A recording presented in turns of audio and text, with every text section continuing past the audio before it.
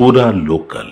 మీ videos చూసి మా పూరా లోకల్ ఛానల్లో కింద కామెంట్స్లో కొంతమంది ఏమని అడుగుతున్నారంటే, మీరు కావాలని కళ్ళబొల్లి మాటలు చెప్పి నమ్మించడానికి, హిందూ ప్రజల్ని నమ్మించడానికి భగవద్గీత చదివాను, రామాయణం చదివాను, నాకు సనాతన ధర్మం అంటే తెలుసు, ఇవన్నీ అంటే నమ్మించడానికి, హిందూ ప్రజల్ని మోసం చేయడానికి ఇలాంటి మాటలు చెప్తున్నారని. మరి మీరు ఈ ధర్మాలు, ఈ సనాతన ధర్మం ఇవన్నీ శ్లోకాలు చెప్తున్నారు కదా, టోపీ తీసి గడ్డం తీసి చెప్పొచ్చు కదా. ఇవే ఆ టోపీ పెట్టుకొని గడ్డం పెట్టుకొని ఎందుకు మరి? చాలా మంచి ప్రశ్న సార్ మీది. ఈ ప్రశ్న నాకు కూడా వచ్చింది, చాలా మంది మిత్రులు డైరెక్ట్గా కూడా అడిగారు.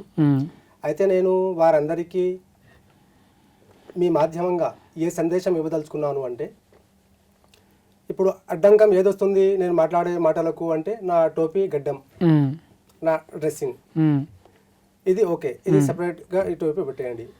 అలాగే ఇంకో పద్ధతి ఉంది, నేను టోటల్గా A to Z కాషాయ వస్త్రాలు వేసుకొని, వెనక పిలక జుట్టు పెట్టుకొని, శ్రీనామాలు పెట్టుకొని, బొట్టు పెట్టుకొని వచ్చేసాను సమాజంలో.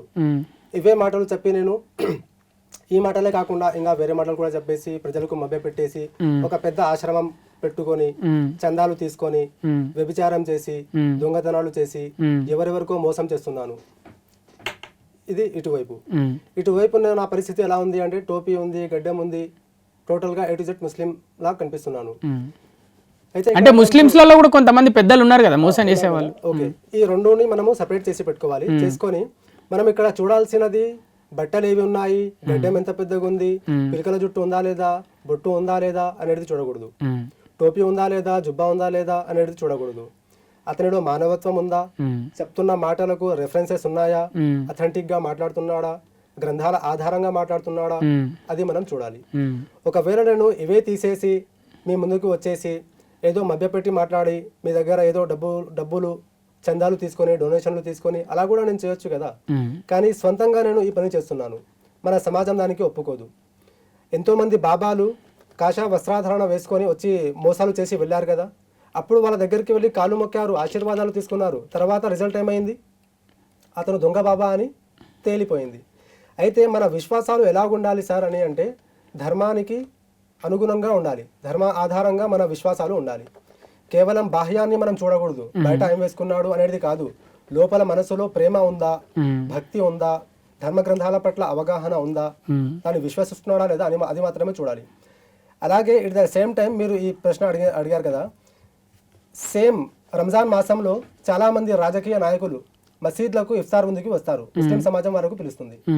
అయితే అక్కడ ఏమవుతుంది, వాళ్లకు రుమాల్ కప్పేసి తలపై టోపీ పెట్టేస్తారు. చూసి ఉంటారు కదా మీరు. వచ్చిన నాయకుడు ఎవడు అంటే, ఎవడో ఎల్లారావు, పుల్లారావు, సుబ్బారావు అని ఉంటాడు, హిందూ అతను.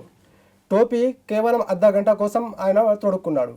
అంత మాత్రాన అతను ముస్లిం అయిపోతాడా? అది అర్థం కావాలి మనకు. మనము ఆచరిస్తున్నది ఏమిటి, వేసుకున్నది ఏమిటి, అది మనము చూసుకోవాలి ఒకసారి. మనస్ఫూర్తిగా మనము ఏ ధర్మాన్ని అనుసరిస్తున్నాము, ఏ ధర్మాన్నైనా మనము తక్కువ చేసి మాట్లాడుతున్నామా, ఏ ధర్మాన్నైనా ఎక్కువ చేసి మాట్లాడుతున్నామా, లేక అన్ని ధర్మాలు సమానమే, మనం అందరం కూడా మానవులుగా జీవిద్దాము అని అంటున్నామా? నా యొక్క తపన, కోరిక ఏమిటి అంటే, మనము ఏ ధర్మాన్ని అనుసరిస్తున్నా, ఏ దేవుణ్ణి ఆరాధిస్తున్నా కానీ మనలో కేవలం సజ్జనత్వం మాత్రమే ఉండాలి. మనము మంచి వారిగా మాత్రం జీవిస్తే మనకు మోక్షం ఖచ్చితంగా లభిస్తుంది. అందుకే మనము ఈ శ్లోకం వింటుంటాం కదా భగవద్గీతలో, పరిత్రాణాయ సాధూనాం వినాశాయ చ దుష్కృతాం ధర్మ సంస్థాపనార్థాయ సంభవామి యుగే యుగే. ఈ శ్లోకంలో 2 విషయాలు చెప్పడం జరుగుతుంది, అది మనం గమనించాలి. సాధువులను మరియు సజ్జనులను సంరక్షించడానికి అని చెప్పడం జరుగుతుంది. సాధువులు ఎవరు, సజ్జనులు ఎవరు? సాధువులు అంటే సాధన చేసేవారు, ఆరాధన చేసేవారు సాధువులు, ఎప్పుడు భక్తిలో ఉండేవారు సాధువులు. సజ్జనులు ఎవరు అంటే, ఆ సజ్జనుల్లో హిందువులు రావచ్చు, ముస్లింలు రావచ్చు, క్రైస్తవులు రావచ్చు, నాస్తికులు కూడా రావచ్చు. కానీ కండిషన్ ఏమిటి అంటే, వారిలో సజ్జనత్వం ఉండాలి, వారు మంచి ప్రవర్తన కలిగిన వారు ఉండాలి, వారి పట్ల ఎవరికి హాని కలిగి ఉండకూడదు.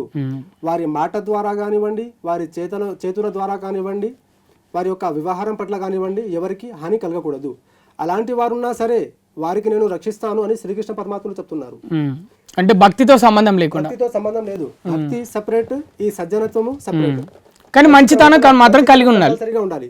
కానీ నాలో భక్తి విపరీతంగా ఉంది, దైవ ఆరాధన గొప్పగా చేస్తున్నాను, కానీ మానవత్వం లేదు నాలో, మంచి అలవాట్లు లేవు, నేను మోక్షానికి అర్హుణ్ణి కాను.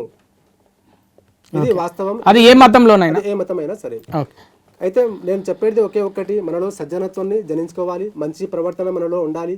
మాట్లాడేవాడు హిందువా, ముస్లిమా, క్రైస్తవా అని చూడకూడదు. మనము మాట్లాడుతున్నది వాస్తవాలా అవాస్తవాలా దాన్ని మాత్రమే మనము చూసుకోవాలి. ఓకే.